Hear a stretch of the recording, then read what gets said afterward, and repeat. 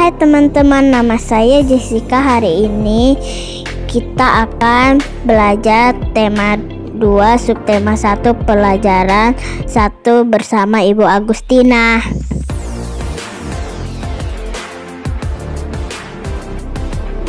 Energi adalah kemampuan untuk melakukan usaha atau kerja. Jadi, segala sesuatu dapat bekerja jika memiliki energi.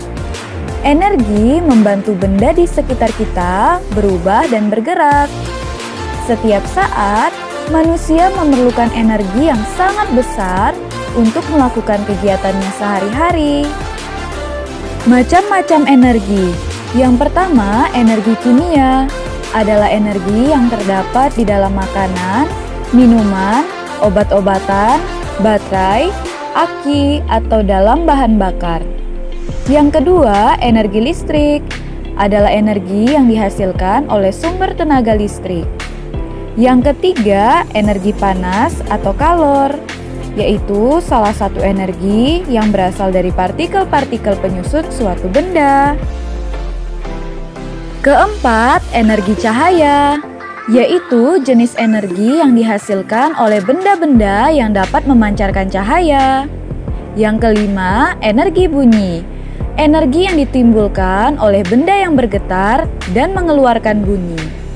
Yang keenam, energi gerak, yaitu jenis energi yang dimiliki oleh benda yang sedang bergerak. Yang ketujuh, energi pegas, merupakan energi yang terdapat pada pegas. Dan yang terakhir, energi nuklir, yaitu energi yang terkandung dalam inti atom. Energi itu timbul karena adanya pembelahan atau penggabungan inti atom.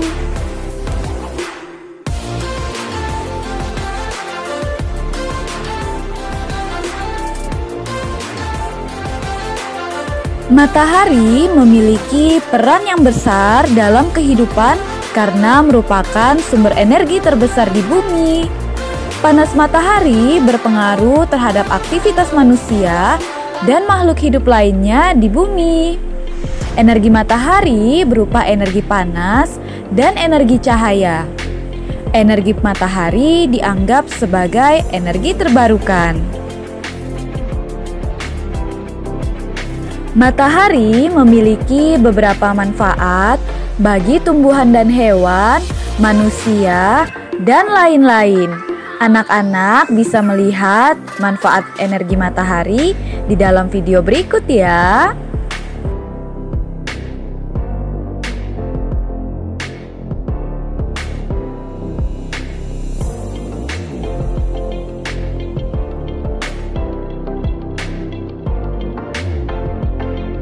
Matahari adalah sumber daya alam yang tidak akan pernah habis.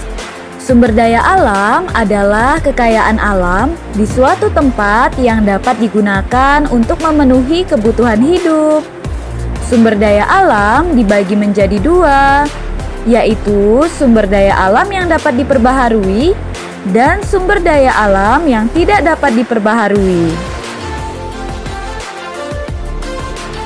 Sumber daya alam yang dapat diperbaharui adalah sumber daya alam yang dapat dihasilkan kembali atau dilestarikan setelah kita menggunakannya.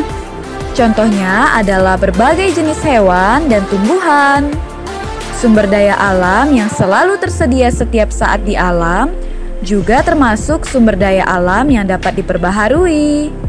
Namun, sumber daya ini perlu dilestarikan supaya tetap ada. Sumber daya alam yang tidak dapat diperbaharui adalah sumber daya alam yang tidak dapat kita hasilkan kembali setelah kita menggunakannya. Jika digunakan secara terus-menerus, dapat habis karena sifatnya terbatas. Karena proses terbentuknya membutuhkan waktu yang sangat lama. Contoh, gas alam, minyak bumi, batu bara, emas, timah, dan bahan tambang lainnya. Perhatikan teks tentang minyak bumi berikut ini. Kita akan belajar menentukan gagasan pokok dan menyajikannya dalam bentuk peta pikiran.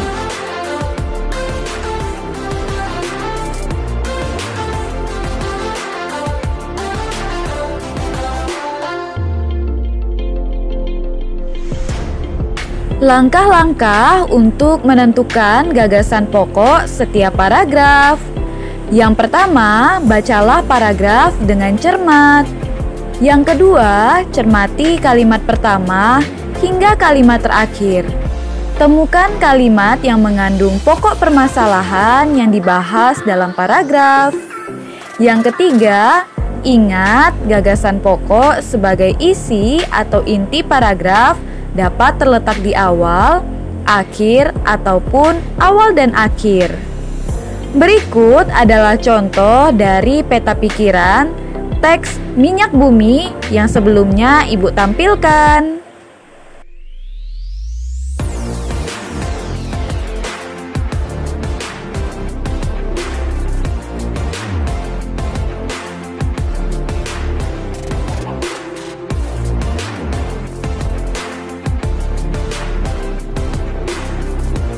Untuk membuat peta pikiran yang menarik, diperlukan langkah-langkah berikut.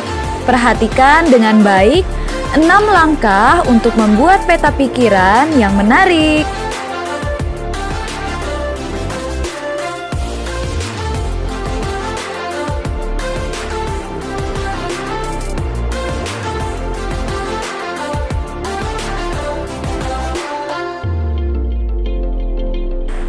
Sekian materi kita hari ini. Kita berjumpa lagi di video pembelajaran berikutnya. Sampai jumpa dan semoga selalu sehat semua ya.